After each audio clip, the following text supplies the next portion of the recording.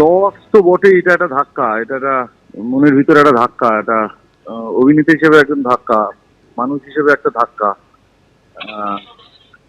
আর loss তো বটেই, কারণ ওনার অনেক কাজ করা বাকি ছিল, ওনার অনেক কিছু দর্শককে দেওয়ার বাকি ছিল, অনেক অনেক অনেক। এবং ওনার মতো ওনার যখন ভূতের ভবিষ্যৎ দেখি এবং তারপর আমি ওনার সাথে কাজ করার অপরচুনিটি পাই এবং উনি ফোন করেন, তো সেটা আমার কাছে একটা স্বপ্নের মতো ছিল। এবং তারপর যোগাযোগ হয়, ওই হয়, মানে এটা তো কি বলবো, মানে এটা আর কোনো আমার ভাষা নেই এটাকে ব্যক্ত করার জন্য, শব্দ যথেষ্ট নয় আর কি। বাংলা সিনে জগতে বহু পরিচিত মুখ, তাদের প্রতিক্রিয়া আপনারা শুনছেন। অনীক দত্তের এই মৃত্যুতে বড় ক্ষতি হয়ে গেল বলে তারা মনে করছেন, এমনকি কেউ কেউ আত্মীয় বিয়োগের যন্ত্রণাও অনুভব করছেন। অনীক দত্তের রহস্য মৃত্যুর ঘটনা, তারপর যখন তার দেহ উদ্ধার হয় সেখান থেকে নিয়ে যাওয়া হয় ঢাকুরিয়া মণিপাল হাসপাতালে এবং সেখানেই ব্রড ডেড বা মৃত বলে ঘোষণা করেন চিকিৎসকেরা। নানারকম সমস্যা অসুখের জন্য আগে ছবিটা ইনকমপ্লিট হয়ে গেছিল। ওর ছবি নতুন কাজ শুরু করার কথা ছিল, জন্মদিনের দিন ওর সঙ্গে আমার কথাও হয়েছে।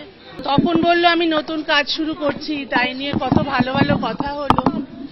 এইরকম যে কাণ্ড হয়ে যাবে তা তো বুঝতে পারিনি। ও অনেক শক্ত মনের, নানা রকম সমস্যা সবার জীবনে থাকে, তাই জন্য এত বড় সিদ্ধান্ত নেবে বুঝতেই পারিনি। আমি সরাসরি কথা বলবো, আমাদের আরেক প্রতিনিধি সুকান্ত মুখোপাধ্যায় আমাদের সঙ্গে রয়েছেন। হাসপাতালে যখন সিনেমা জগতের, রাজনীতি জগতের বহু পরিচিত মুখ তারা যখন আসছেন শেষবারের জন্য অনীক দত্তকে দেখতে, সেই ছবিগুলো আমরা দেখছিলাম। তো অনীক দত্তকে কি অবস্থায় নিয়ে আসা হয়েছিল হাসপাতালে তাকে তার ফ্ল্যাটের নিচ থেকে উদ্ধারের পর, সুকান্ত?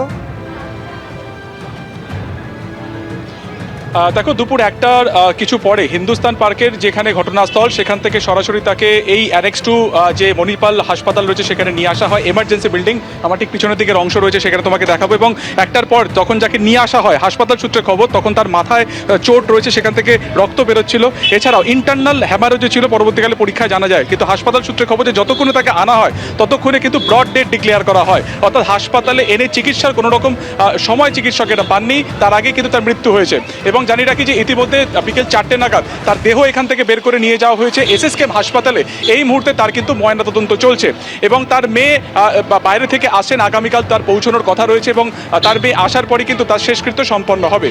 কিভাবে এই গোটা ঘটনাটি ঘটলো সেটা এখনো পুলিশ তদন্ত করে দেখছে। তবে পরিবার সূত্রে যেটা জানা যাচ্ছে যে বেশ কয়েক বছর ধরে তিনি কিন্তু এই হাসপাতালেই তার কিন্তু চিকিৎসা চলছিল, একাধিক তার মানসিক এবং শারীরিক তার চিকিৎসা চলছিল এবং সেটা নিয়ে তিনি যথেষ্ট ডিপ্রেশনে ছিলেন। সব মিলিয়ে সেই কারণে এই ঘটনা কিনা খতিয়ে দেখা হচ্ছে। এবং এই হাসপাতালে আমরা দেখলাম অনেকে এসেছেন, রাজনৈতিক ব্যক্তিত্ব থেকে মোহাম্মদ সেলিম থেকে শুরু করে শতরূপ ঘোষ এবং অন্যদিকে তোমার সৃজিত চক্রবর্তী, সৃজিত মুখার্জি থেকে আরম্ভ করে তোমার কিছুক্ষণ আগে রুদ্রনীল ঘোষ, যারা একের পর এক তারা সতীর্থ ছিলেন, যারা রাজনীতিতে ছিলেন, প্রত্যেকে কিন্তু এই মুহূর্তে এসেছে এবং প্রত্যেকের কাছে এই ঘটনাটি অত্যন্ত শকিং।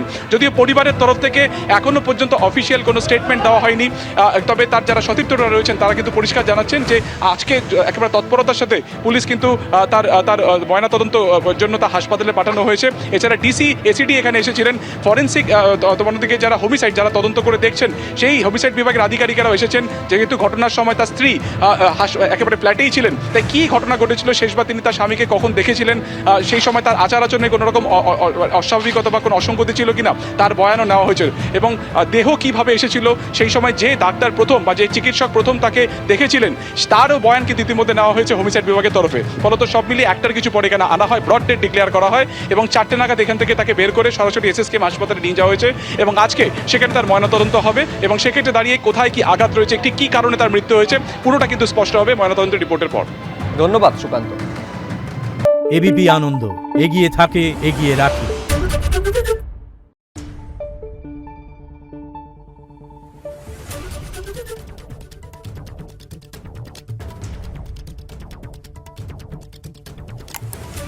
Thank you.